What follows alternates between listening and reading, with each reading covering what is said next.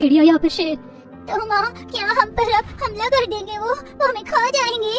हाँ माँ मुझे तो भेड़ियों से और शेर से बहुत डर लगता है, वो बहुत ज्यादा खूंखार होते हैं। नहीं नहीं बेटा, डरो मत, कुछ नहीं होगा, हम सब है ना तुम्हारे साथ। मुझे लगता है हमें अपने घर के बाहर आग जला देनी चाहिए ताकि कोई भी जंगली जानवर हम पर हमला न कर सके। जंगली जानवरों को आग से काफी डर लगता है, आग जलती रहेगी तो जंगली जानवर हमसे दूर रहेंगे। ऐसे ही अनूप और आनंद उठते हैं और आग जलाने के लिए सूखी लकड़ियां इकट्ठा करते हैं, लेकिन अब उनके पास आग जलाने के लिए माचिस ही नहीं होती है। अब क्या करें, माचिस तो है ही नहीं हमारे पास। पत्थर से पत्थर रगड़ कर चिंगारी उठाइए ना और आग जला दीजिए, क्योंकि अब आग ही है जो हमें जंगल में ये रात गुजारने के लिए सहारा दे सकती है। जी हाँ, उससे आग भी जल जाएगी और फिर जब आग जल जाएगी तो उसके बाद हम एक एक करके आग में सूखी लकड़ियां डालते रहेंगे ताकि सब भारी भारी आराम भी कर ले और हमारी सुरक्षा भी रहे। बिल्कुल सही, और ठंड के मारे कुल्फी भी कितनी ज्यादा जम रही है हम सबकी। आग जल जाएगी तो हम सबको थोड़ी गर्माहट भी मिल जाएगी। अब अनूप पत्थर से पत्थर रगड़कर चिंगारी निकालता और सूखे पत्तों में आग लगा देता है। आग जल जाने के बाद सभी लोग बारी बारी बच्चों के लिए और बाकी सभी के लिए पहरेदारी करते हैं और आग को बुझने नहीं देते। अगली सुबह सभी लोग जंगल के थोड़ा और अंदर जाते हैं और तभी उन्हें जंगल में एक गुफा नजर आती है। मिल गया हम लोगों को हमारे रहने का ठिकाना, वो भी इस घने जंगल के अंदर। कहाँ है बहू, कहाँ रहेंगे हम? सामने देखिए माँ जी, अब हम इस गुफा में रहेंगे। बिल्कुल सही कह रहे हो जानवी, इस घने जंगल में इस गुफा से अच्छा छिपने के लिए और रहने के लिए कुछ भी नहीं है। बस अब हमें इसके अंदर रहने के लिए बहुत सारी चीजें करनी पड़ेंगी, जिसमें हम सबको मिलकर बराबर की मेहनत करनी पड़ेगी। उसकी चिंता मत करो, हम सब मिलकर मेहनत करेंगे। तो सबसे पहले हम इस गुफा के अंदर जाते हैं और देखते हैं कि इसमें कोई जंगली जानवर तो नहीं। पर बहू इसमें तुम दोनों की जान को खतरा हो सकता है। हमें कुछ नहीं होगा माँ जी, आप चिंता मत कीजिए। आप सभी लोग यहीं खड़े रहिए, अगर हमारे चिल्लाने की आवाज आए तो आप लोग बिना किसी देरी के गुफा के अंदर आ जाना हमारी मदद करने के लिए। पायल और आनंद गुफा के अंदर जाते हैं और अच्छे से देखते हैं और गुफा के अंदर कोई भी जंगली जानवर नहीं था। दोनों बाहर आते हैं और गुफा के बारे में सबको बताते हैं। गुफा अंदर से बहुत ज्यादा गंदी है, हमें सबसे पहले इस गुफा को अच्छे से साफ करना होगा ताकि हम लोग इसके अंदर रह सके।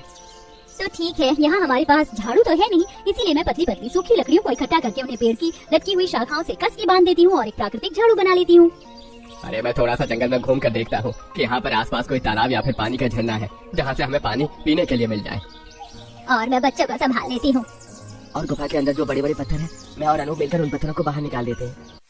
ऐसे ही पूरा परिवार मिलजुल कर एक एक काम पकड़ लेता है। जानवी सबसे पहले जंगल में बिखरी हुई सूखी लकड़ियों को जमा करती है और फिर उन्हें एक बराबर का तोड़ लेती है, जिसके बाद वह पेड़ से लटक रही शाखाओं में से एक पतली शाखा खींचकर उन लकड़ियों को बांधकर एक झाड़ू तैयार करती है और उस झाड़ू से गुफा के अंदर की सफाई करती है। इस झाड़ू से तो काफी अच्छी सफाई हो रही है, मुझे लगा नहीं था कि ये झाड़ू इतना अच्छा काम कर जाएगा। पर चलो इस मुश्किल समय में गुफा के अंदर रहने के लिए इस झाड़ू से अब हर दिन सफाई कर लिया करेंगे। वहीं दूसरी तरफ जब अनूप और आनंद पत्थर निकाल रहे होते हैं तब भाई एक काम करते हैं, इन पत्थरों को ना हम गुफा के गेट के बाहर लगा देते हैं और उतनी सी जगह खुली रहने देते हैं जितने में से हम आसानी से अंदर बाहर जा सके। हाँ बिल्कुल सही बोल रहे हो, इससे कोई जानवर भी अगर अंदर आएगा तो हमें पता चल जाएगा। दोनों भाई मिलकर सबसे पहले बड़े पत्थरों को नीचे रखते हैं और उसके ऊपर छोटे छोटे पत्थर रखकर गुफा के चारों तरफ एक दरवाजा बना देते हैं। इन सब के साथ साथ राकेश भी जंगल में इधर उधर भटकता है और आखिरकार उसे एक साफ पानी का झरना मिल जाता है। अरे अब मैं यहीं से अपने परिवार के पीने और खाना बनाने के लिए पानी ले जाऊंगा, लेकिन पानी ले जाने के लिए मैं बर्तन कहाँ से लेकर आऊँ? बर्तन तो हमारे पास है ही नहीं। राकेश वापस से गुफा के पास पहुंचता है और शांति को पानी के झरने की बात बताता है और साथ ही बर्तन न होने वाली समस्या भी बताता है। एक काम करते हैं, यहाँ आसपास सड़क तो होगी ही और सड़क किनारे कई लोग खाली बोतलें यूं ही फेंक देते हैं। हम उन बोतलों को उठा कर ले आते हैं और फिर उन्हें पानी से अच्छे से धोकर झरने का पानी भर कर ले आएंगे। ठीक है शांति, अब पीने के लिए पानी तो चाहिए ही, सर्दी हो या गर्मी प्यास तो बराबर ही लगती है।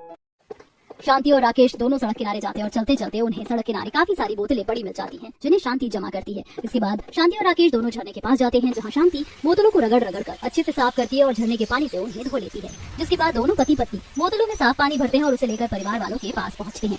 ये लो, पीने के पानी का इंतजाम तो हो गया, अब बस हमें खाने का इंतजाम करना है। लेकिन खाने का इंतजाम करने से पहले हमें चूल्हा भी तो बनाना है। चूल्हा होगा तभी तो हम उस पर कुछ लाकर पकाकर खा पाएंगे। तो पायल तुम और मैं मिलकर चूल्हा बना लेते हैं, क्योंकि मिट्टी का चूल्हा तो हम दोनों को ही बनाना आता है। लेकिन अगर हम गुफा के अंदर चूल्हा बनाएंगे तो फिर तो पूरी गुफा धुएं से भर जाएगी। चिंता मत कीजिए माँ जी, हम गुफा के अंदर नहीं बल्कि गुफा के दरवाजे के अंदर की तरफ ही चूल्हा बना देंगे ताकि चूल्हे का सारा धुआं बाहर की तरफ चला जाए। माँ ये सब कुछ करने में कितना समय लग जाएगा? ऐसी खड़ी खड़ी मेरे पैरों में खून उतर आया है और कल से बस वो सूखे पैर गए हैं, भूख बहुत ज्यादा लगी हुई है। बस थोड़ा सा सब्र करो बेटा, फिर तुम्हें जल्दी से कुछ न कुछ बनाकर हम जरूर खिला देंगे। जानवी और पायल दोनों जंगलों में से मिट्टी उठाती हैं और राकेश और शांति के झरने से लाए हुए पानी से मिट्टी को गीला करती हैं। साथ ही उसमें आसपास लगी हुई थोड़ी घास मिलाकर एक लेप तैयार करती हैं और फिर दोनों बहुएं मिलकर गुफा के दरवाजे के थोड़ा सा अंदर ही चूल्हा बना देती हैं। चूल्हा तो बनकर तैयार हो गया है, अब बस खाना बनाने के लिए कुछ चाहिए। लेकिन अब तो दिन ढल गया है, अब तो हम ज्यादा दूर जाकर कुछ भी ढूंढ नहीं सकते हैं। चिंता मत करो, ये देखो मैं क्या लेकर आया हूँ। इतना कहकर अनूप अपने हाथों में पकड़ा हुआ सीताफल दिखाता है। जब हम इस गुफा की तरफ आ रहे थे तब मैंने ये सीताफल की बेल देखी थी, तो मैं वहीं से ही सीताफल ले आया हूँ। अब चूल्हे पर हम इसे भून लेते हैं और इसी को खाकर पेट भर लेते हैं। ऊपर वाला भी हमारे दुख भरे दिन देख